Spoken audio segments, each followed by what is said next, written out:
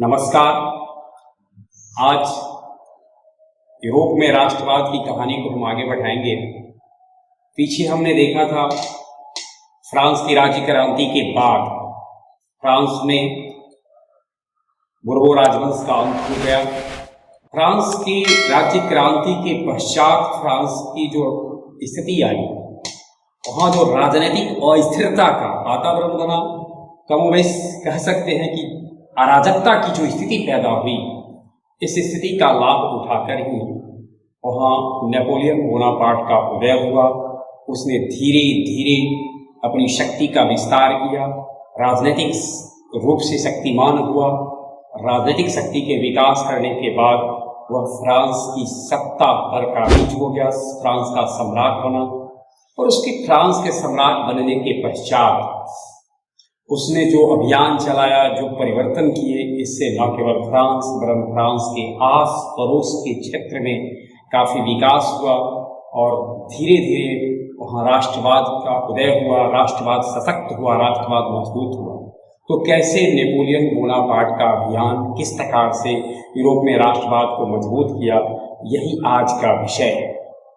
यूँ तो Napoleon Bonaparte का जीवन बहुत विविधताओं से, बहुत तथ्यों से, बहुत कारनामों से भरा है, लेकिन यहाँ हम केवल उन कृत्यों का, नेपोलियन बोनापार्ट के उन कार्यों का उल्लेख करेंगे जिससे यूरोप में राष्ट्रवाद का विस्तार हुआ। परंतु थोड़ा सा परिचय नेपोलियन बोनापार्ट का भी है। जिस समय नेपोलियन बोनापार्ट का जन्म हुआ, जन्म 15 अगस्त हमारा स्वतंत्रता दिवस है, उस दिन नेपोलियन बोनापार्ट का जन्म दिवस है। और 15 अगस्त 1769 ईस्वी को जब उसका जन्म हुआ, उस समय उसका जन्म स्थल कोर्सिका द्वीप का पड़ोसी द्वीप से पड़ोसियों से संघर्ष चल रहा था। इसकी माँ लेटिजिए रमोलिनो एक बहुत साहसी महिला थी, कर्मठ महिला थी, जुझारू महिला थी। और माँ के व्यक्तित्व का नेपोलियन के व्यक्तित्व पर, नेपोलियन के निर्माण में बहुत बड़ा रोल था। पिता कार्लो बोनापार्ट तुलनात्मक उतने कर्मठ नहीं थे, लेकिन लेटिजिए रोमोलिनो जो उनकी माँ थी नेपोलियन बोनापार्ट की, वो काफ़ी जुझारू महिला थी, काफ़ी संघर्षशील महिला थी। और इसका फायदा पहुँचता है नेपोलियन बोनापार्ट का जो बचपन बीता, उसमें माँ ने जो कर्मठता का पाठ पढ़ाया, वह आगे चल करके नेपोलियन बोनापार्ट के व्यक्तित्व के निर्माण में सहायक था। नेपोलियन बोनापार्ट फ्रांस की राज्य क्रांति के समय एक सैन्य सेना का प्रमुख था। बोनापार्ट के व्यक्तित्व का अगर हम मूल्यांकन करें तो कह सकते हैं वह एक सेना नायक था, वह एक महत्वाकांक्षी व्यक्ति था। इस प्रकार से उसने एक महान सेनानायक, एक अद्भुत संगठनकर्ता और एक अति महत्वाकांक्षी व्यक्तित्व का व्यक्ति था नेपोलियन बोनापार्ट। 1799 ईस्वी में वह काउंसलर बना और काउंसलर बनने के बाद उसकी ताकत इतनी बढ़ गई थी कि उसने उस समय फ्रांस की जो शासन प्रक्रिया थी उसे डायरेक्टरी के द्वारा कंट्रोल किया जाता था, यानी डायरेक्टरी के द्वारा फ्रांस का शासन चलता था। लेकिन 1799 ईस्वी में इसने डायरेक्टरी से शासन को अंत कर दिया और प्रथम कौंसल के रूप में, जैसे हमारे यहाँ प्रथम नागरिक होते हैं राष्ट्रपति, इसी प्रकार से उसने प्रथम कौंसल के रूप में सत्ता हथिया ली। देखिए जिस प्रकार की सत्ता उसे प्राप्त हो रही थी, खुद नेपोलियन बोनापार्ट ने कहा है कि हमें फ्रांस की सत्ता, फ्रांस का राजमुकुट सौगात में नहीं मिली थी, हमने इसे पेरिस की सड़कों पर, फ्रांस के गलियों गलियारों में ठोकर खाते हुए देखा था, जिसे हमने तलवार की नोक से उठाकर अपने सिर पर धारण किया। तो 1799 ईस्वी में नेपोलियन बोनापार्ट प्रथम कौंसल के रूप में गद्दी संभालता है और फ्रांस की सत्ता हथिया लेता है। 1804 ईस्वी में वह फ्रांस का सम्राट बन जाता है और सम्राट बनने के बाद 18 मई की तारीख थी, 1804 ईस्वी थी। सम्राट बनने के बाद उसने नेपोलियन कोड, जिसे कह सकते हैं नेपोलियन संहिता, नेपोलियन का संविधान, दूसरे शब्दों में फ्रेंच सिविल कोड ऑफ 1804 का निर्माण किया और इससे फ्रांस ने बहुत तरह के परिवर्तन किए। कानून के समक्ष समानता दी गई सबको, यानी कानून के समक्ष सब समान हैं। सामंती व्यवस्था को समाप्त कर दिया गया। किसानों को सामंती कर से मुक्त कर दिया गया, दासत्व से मुक्ति कर दिया गया। किसी प्रकार का कर उन्हें नहीं देना था। इसके बाद माप तौल और मूल्य की एक राष्ट्रीय नियम, राष्ट्रीय तरीका बनाया गया, यानी एक जैसी व्यवस्था दी गई। परिवहन में, यातायात में, सूचना में, तमाम क्षेत्रों में परिवर्तन किए गए। प्रशासनिक सुधार किए गए। प्रशासनिक व्यवस्था, प्रशासनिक अधिकारियों में, प्रशासनिक कार्यों में बहाली में योग्यता को महत्व दिया गया। जन्म के आधार पर जो विशेषाधिकार सब थे उसे नष्ट कर दिया गया। इस प्रकार से नेपोलियन कोड में जो व्यवस्था की गई, और केवल व्यवस्था नहीं की गई, इस व्यवस्था को जिस बारीकी के साथ और जिस शक्ति के साथ फ्रांस में अपनाया गया, इससे फ्रांस की शक्ति का काफी विकास हुआ। फ्रांस के विजित क्षेत्रों का, उस समय फ्रांस का जहां जहां आधिपत्य था उसका विकास हुआ। इसका प्रभाव पड़ोसी मुल्कों पर पड़ा। हॉलैंड, ऑस्ट्रिया, हंगरी, बेल्जियम, फ्रांसा, इन क्षेत्रों पर भी पड़ा। और शुरुआत में जहां जहां नेपोलियन की सेना गई, लोगों ने वहां इसका स्वागत किया। हालांकि बाद में देशभक्ति की भावना इनसे ही जगी और बाद में विरोध भी हुआ, लेकिन शुरू में नेपोलियन की सेना का, फ्रांस की सेना का स्वागत हुआ। नेपोलियन की महत्वाकांक्षा बढ़ती चली गई।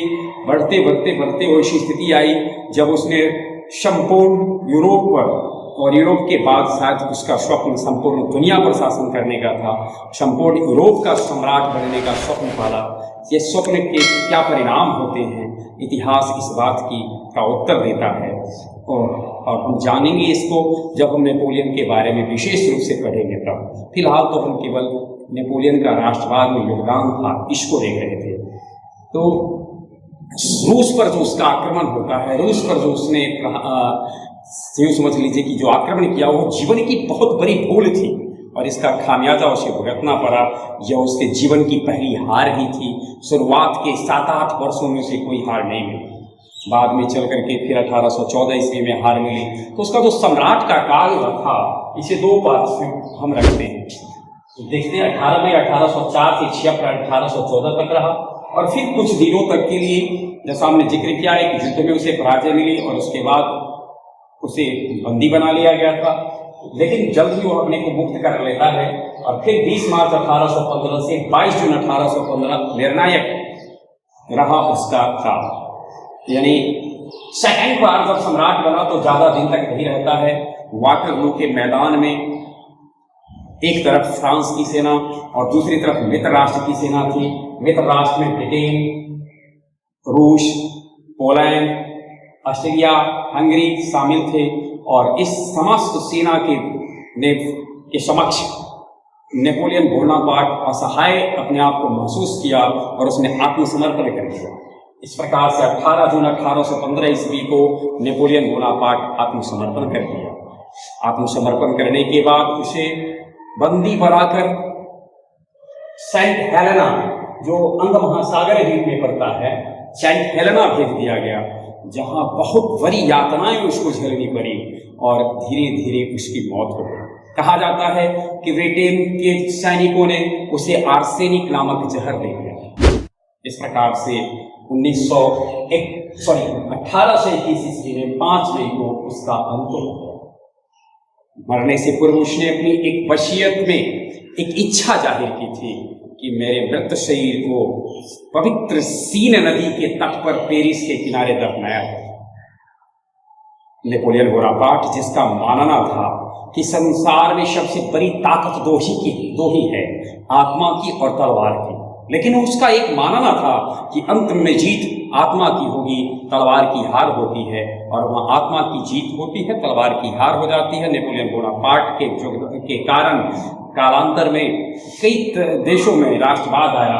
उसने जो संघ स्थापित किए यूरोप में अपने विजित क्षेत्र में, जहाँ इटली में उसने ट्रांसपेडेंट गणराज्य, सिसेल्पाइन गणराज्य, जर्मनी में राइन राज्य जर्मनी में राइन राज्य जो संघ था, या ये जो देख रहे हैं ट्रांसपेडन गणराज्य, सिसलपाइन गणराज्य, इटली में विजित क्षेत्रों का ये संघ था, और जर्मनी में नेपोलियन बोनापार्ट ने जिन क्षेत्रों को जीता था उसका संघ है।